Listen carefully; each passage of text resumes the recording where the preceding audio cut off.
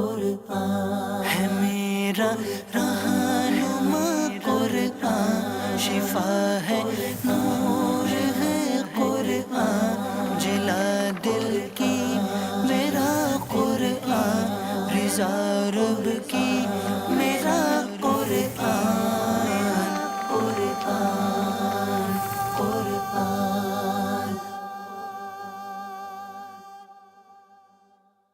الحمد للہ رب العالمین والصلاة والسلام علی سید المرسلین، اما بعد فاعوذ باللہ من الشیطان الرجیم، بسم اللہ الرحمن الرحیم۔ الصلاة والسلام علیک یا رسول اللہ وعلی آلک واصحابک یا حبیب اللہ، الصلاة والسلام علیک یا نبی اللہ وعلی آلک واصحابک یا نور اللہ۔ میٹھے میٹھے اسلامی بھائیوں اور مدنی چینل کے ناظرین، آج ایک بار پھر سلسلہ لے کر حاضر ہیں، اور وہ سلسلہ ہے ایک قصہ ہے قرآن سے۔ قرآن ہے میرا رہنما، قرآن شفا ہے، نور ہے قرآن، جلا دل کی میرا قرآن، رضا رب کی میرا قرآن، قرآن قرآن۔ آج کون سا قصہ آپ کو سنانا ہے؟ آج ایک ایسی اونٹنی کی بات کرنی ہے جو کسی اونٹنی کے بطن سے نہیں بلکہ پہاڑ سے نمودار ہوئی۔ جی ہاں، پہاڑ سے نکلنے والی اونٹنی کا تذکرہ کرنا ہے، اور اس اونٹنی کا تذکرہ قرآن مجید فرقان حمید میں موجود ہے۔ یہ حضرت صالح علیہ السلام کی اونٹنی کی بات ہو رہی ہے۔ بڑا ہی عجیب و غریب اور بڑا ہی نرالا واقعہ ہے، آئیے توجہ سے سنیے۔ حضرت صالح علیہ السلام قوم سمود کی طرف نبی بنا کر بھیجے گئے۔ آپ نے جب قوم سمود کو خدا عز و جل کا فرمان سنا کر ایمان کی دعوت دی تو اس سرکش قوم نے آپ سے یہ معجزہ طلب کیا کہ آپ اس پہاڑ کی چٹان سے ایک اونٹنی نکالیے، اور وہ اونٹنی فقط نارمل اونٹنی نہ ہو بلکہ گھابن بھی ہو، یعنی وہ بعد میں بچہ بھی دے، اور فربا بھی ہو، موٹی تازی بھی ہو، اور ہر قسم کے عیوب سے بھی پاک ہو۔ چنانچہ آپ نے چٹان کی طرف اشارہ فرمایا تو وہ فوراً پھٹ گئی، اور اس میں سے ایک نہایت ہی خوبصورت و تندرست اور خوب بلند قامت اونٹنی نکل پڑی جو گھابن تھی، اور نکل کر اس نے بچہ بھی جنا، اور اپنے بچے کے ساتھ وہ میدانوں میں پھرتی رہتی۔ اب اس بستی میں ایک ہی تالاب تھا جس میں پہاڑوں کے چشموں سے پانی گر کر جمع ہوتا تھا۔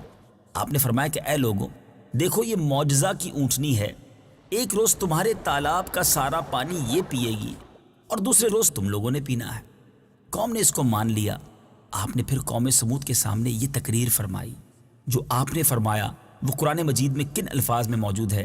تلاوت قرآن مجید سنیے اور آئیے اس کا ترجمہ سنیے۔ یا قوم اعبدوا اللہ ما لکم من الہ غیرہ قد جاءت بينة من ربكم هذه ناقة الله لكم آية فذروها تأكل في أرض الله ولا تمسوها بسوء فيأخذكم عذاب أليم۔ ترجمہ: اے میری قوم، اللہ کی عبادت کرو، اس کے سوا تمہارا کوئی معبود نہیں۔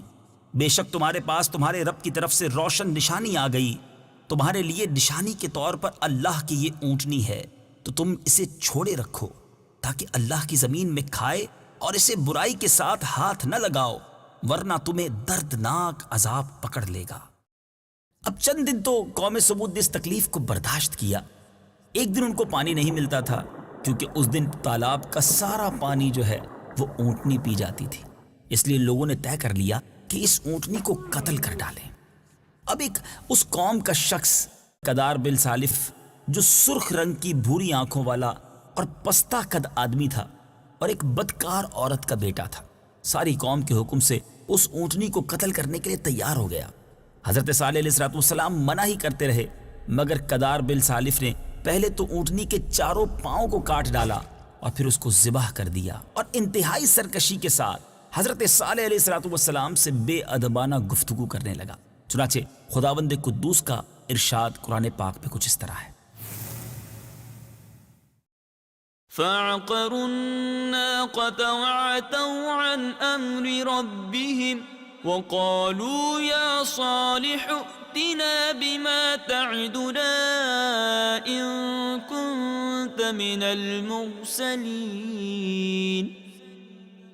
ترجمہ: پس کافروں نے اونٹنی کی ٹانگوں کی رگوں کو کاٹ دیا اور اپنے رب کے حکم سے سرکشی کی اور کہنے لگے اے صالح اگر تم رسول ہو تو ہم پر وہ عذاب لے آؤ جس کی تم ہمیں وعیدیں سناتے رہتے ہو.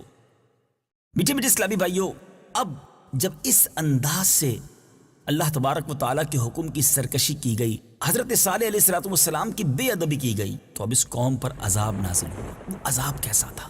قوم سمود کی سرکشی پر عذاب خداوندی کا جو ظہور ہوا وہ اس طرح ہوا کہ ایک زبردست چنگھاڑ یعنی خوفناک آواز آئی، پھر شدید زلزلہ آیا جس سے پوری آبادی اتھل پتھل ہو گئی اور تمام عمارتیں ٹوٹ پھوٹ کر تہس نہس ہو گئیں، اور قوم سمود کا ایک ایک آدمی گھٹنوں کے بل اوندھا ہو کر مر گیا.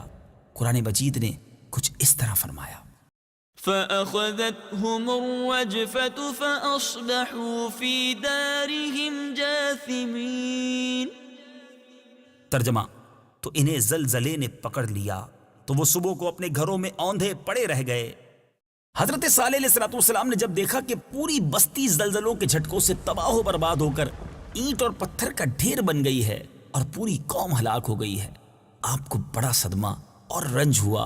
آپ کو قوم سمود اور اس کی بستی کے ویرانوں سے اس قدر نفرت ہو گئی کہ آپ نے ان لوگوں کی طرف سے منہ پھیر لیا اور اس بستی کو چھوڑ کر دوسری جگہ تشریف لے گئے اور چلتے وقت مردہ لاشوں سے یہ فرما کر روانہ ہو گئے جو آپ نے فرمایا. وہ بھی قرآن پاک میں موجود ہے، آئیے سنتے ہیں.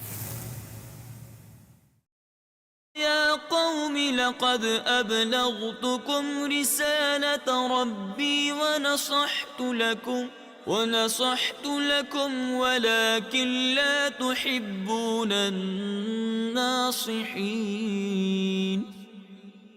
ترجمہ: اے میری قوم، بے شک میں نے تمہیں اپنے رب کا پیغام پہنچا دیا اور میں نے تمہاری خیر خواہی کی، لیکن تم خیر خواہوں کو پسند نہیں کرتے. اب خلاصہ کلام یہ ہے کہ قوم سمود کی پوری بستی برباد ویران ہو کر کھنڈر بن گئی اور پوری قوم فنا کے گھاٹ اتر گئی، اور آج ان کی نسل کا کوئی انسان روئے زمین پر موجود نہیں ہے. میٹھے میٹھے اسلامی بھائیوں، یہ عجیب و غریب اور عبرت انگیز واقعہ آپ نے سنا کہ ایک قوم نے اپنے نبی علیہ السلام پر ایمان لانے کے لیے ان سے نشانی طلب کی، ایک معجزہ طلب کیا، اور آپ نے پہاڑ سے اونٹنی تک نکال دی، مگر اس کے بعد ان ظالم لوگوں نے اپنے نبی کا بھی احترام نہ کیا.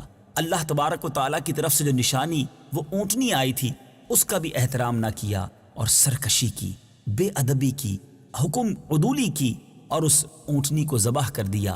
اور اب اس کے بعد آپ نے دیکھا کہ کیسا عذاب الہی آیا کہ پوری قوم تہس نہس ہو گئی.